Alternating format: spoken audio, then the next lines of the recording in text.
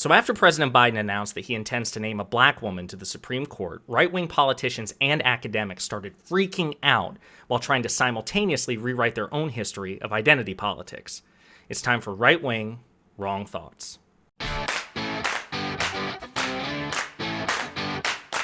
So on Thursday, January 27th, liberal Supreme Court Justice Stephen Breyer announced that he'd be retiring before the end of the court's current term, after 28 years on the bench.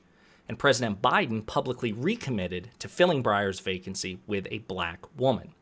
Subsequently, the right wing lost its shit on social and mainstream media, and they criticized the president for playing identity politics and appealing to affirmative action. But this is troubling because it's indicative of the widespread chronic memory loss that's plagued the right wing in this country, because it turns out the Republican Party has been playing identity politics with Supreme Court nominees since at least 1981. Needless to say, most of the speculation is centered on the question of whether I would consider a woman to fill this first vacancy. As the press has accurately pointed out, during my campaign for the presidency, I made a commitment that one of my first appointments to the Supreme Court vacancy would be the most qualified woman that I could possibly find. And again as recently as 2020. And to uphold our Constitution as written on Saturday, I will be announcing my nominee to the United States Supreme Court. Now, this will be a very talented person. It will be a woman. I'm sorry, man. It will be a woman. And on that note, Republican Senator Susan Collins of Maine was interviewed today by ABC, and the question was posed to her about the situation, about the apparent double standard that the right wing has for Democratic presidents and their nominees compared to Republican presidents and their nominees. And I wish I could say that Collins' response was extraordinary, but it was actually pretty damn typical for the modern-day GOP. So let's listen. You say that it's clumsy, but isn't it, as Senator Durbin pointed out, isn't it exactly what President Reagan did when he said he would appoint a woman to the Supreme Court? Isn't it exactly what President Trump did when he said he would appoint a woman to replace Justice Ruth Bader Ginsburg?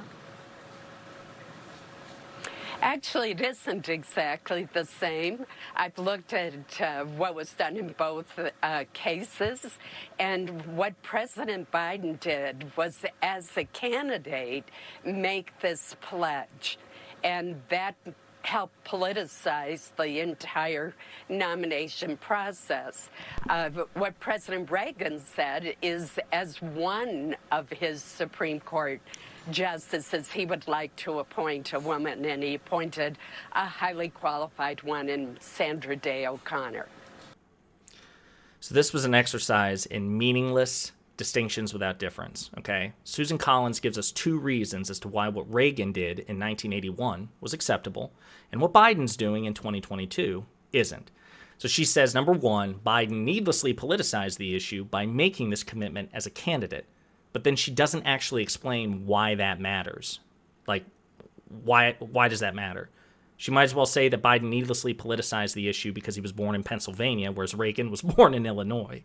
Or because Biden was 78 or 79 when he made this commitment, and Reagan was only like 69 or 70. All of these differences matter about the same, which is to say, not at all. Then she says that it's different because Reagan said that he would fill one of his Supreme Court vacancies, one of his vacancies, with a woman. But since this is the first and perhaps only vacancy on the Supreme Court that Biden will fill, because he may not run in 2024, or if he does, he may not get reelected, what does this matter? It's not like Biden is publicly committed to filling every Supreme Court vacancy with a black woman. So Collins' argument doesn't really withstand any scrutiny.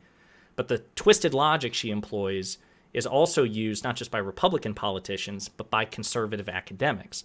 For example, Jonathan Turley, a constitutional law professor who is a frequent Fox News contributor, he wrote this op-ed and he offered seemingly very similar arguments. For example, he says, look, on October 15th, 1980, Reagan declared that I am announcing today that one of the first Supreme Court vacancies in my administration will be filled by the most qualified woman I could possibly find. It is time for a woman to sit among the highest jurists. Note the strong action verbs and the strong action phrases. It is time. Will be filled. Reagan was very explicit, very unambiguous. It was going to be a woman.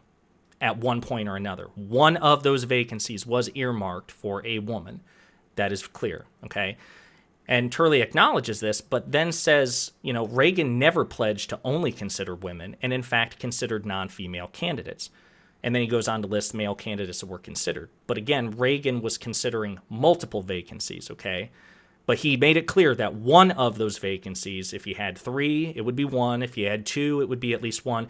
There would be at least 1 Supreme Court vacancy occupied by a woman where a man would not be considered. It may not have been the first vacancy. It may have been the second or third or whatever, however many he imagined, but one of them would be filled. And again, he was very unambiguous about this. So to me, this is meaningless. The fact that at some point men were considered on a list. At one point, the vacancy would not be considered for a particular Supreme Court vacancy, so it doesn't matter. And in fact, Turley concedes even further. He says, nevertheless, Reagan clearly wanted a female candidate and reportedly told White House Deputy Chief of Staff Michael Deaver to find a woman who was qualified and come back and discuss it if that wasn't possible. Again, very clear, very explicit. With respect to President Trump, Turley says, after Ruth Bader Ginsburg died, Trump announced that I will be putting forth a nominee next week. It will be a woman.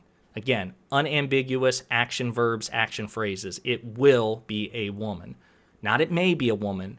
It will likely be a woman. It's probably going to be a woman. It will be. Very clear. But Turley says, however, he had already publicly released 3 lists of possible nominees of different races and genders. His staff had been working on vetting those on the list. However, the final shortlist included not just Barrett, Amy Coney Barrett, but a majority of male jurists. So again, these are distinctions without difference. Professor Turley is making the case that Presidents Reagan and Trump at one point on a list had non-women candidates, even though they publicly declared their intent to name a woman. So that's just lip service, okay? Empty lip service, empty virtue signaling. And that's what his argument hinges on, separating Presidents Reagan and Trump from President Biden. And so between Susan Collins and Jonathan Turley, I think you get an accurate snapshot of where the right wing is with President Biden's decision.